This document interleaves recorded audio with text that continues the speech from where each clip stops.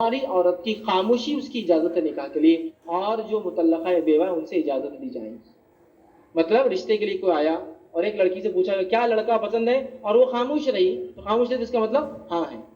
صحابہ نے پوچھا اللہ کے رسول تمہاری لڑکی شرماتی ہے نہ بولنے میں؟ تو کہا اس کی خاموشی ہاں ہے۔ تو میں کہوں گا اگر کسی لڑکی کو لڑکا پسند نہیں ہے تو پھر وہ منہ سے کہے خاموش رہیں گی تو ہاں میں مانو آ جائیں گے، اور مطلقہ اور بیوہ ہے مطلب شادی ہو چکی ہے ایک بار، اس نے منہ سے بولیں گی ہاں یا نہ۔ لیکن ایک کماری خالی خاموش ہو جائے تو بھی ہو جائے گا نکاح۔ اس بات کو دہنشین کرے، اگر پسند نہ ہو تو پہلے ہی بتا دے، پہلے تو خاموش رہتے اور بعد میں چلاتے شادی کی بات، میرے کو تم پسند نہیں تھے، میرے کو تم پسند نہیں تھے، وہ بھی بولتا ہے پہلے بول دینا تھا، اب آ کے میری زندگی جو ہے پریشان اجیرن ہو جا رہا ہوں میں۔ ٹھیک، اسی طرح عورت کسی عورت کی ولی نہیں بن سکتی۔ بہت سی بار ماں کو پسند ہے لڑکا، شادی کرا دے رہی، ولی بن کے نہیں ہوتی۔ عورت کسی عورت کی ولی نہیں ہوتی، ولی کے بغیر جو نکاح ہوتا ہی نہیں ہے، اور تیسرا ولی کے بغیر جو نکاح ہوتا ہے وہ زنا ہے۔ تین بات یاد رکھیے۔ نبی اکرم صلی اللہ علیہ وسلم فرماتے ہیں، سنن ابن ماجہ کی روایت، آپ نے فرمایا کوئی عورت کسی دوسری عورت کا نکاح نہ کرے، اس لیے کہ ولی نہیں ہو سکتی وہ۔ دوسرا فرمایا نہ کرائے، دوسرا فرمایا اور کوئی عورت اپنا نکاح بغیر ولی کے نہ کر لے، اس لیے کہ جو عورت بغیر ولی کے نکاح کرتی وہ زانیہ ہے، وہ اولاد جو ہوں گی ولد الزنا ہوں گی۔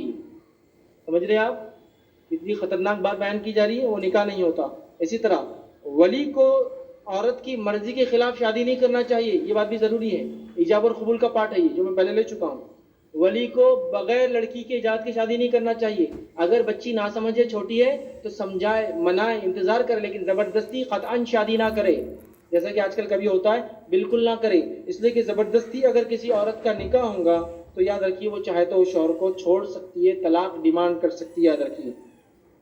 عورت کے خلاف اگر زبردستی نکاح نہیں کرنا چاہے گا، ایسا ہوگا تو وہ درست نہیں ہوگا، وہ چاہے تو الگ ہو سکتی ہے اس سے، یاد رکھیے۔ اس تعلق سے ایک روایت آتی ہے جس کے اندر الفاظ اس طرح سے کہ ایک صحابیہ کا نکاح ان کی پسند کی، ان کی اجازت کے بعد کر دیا گیا، صحیح بخاری کی روایت ہے۔ وہ نبی اکرم صلی اللہ علیہ وسلم کی خدمت میں حاضر ہوئی اور کہا اللہ کے رسول میرے والد نے زبردستی میرا نکاح کر دیا تھا، تو آپ صلی اللہ علیہ وسلم کا نکاح توڑ دیا، ان کا نکاح توڑ دیا۔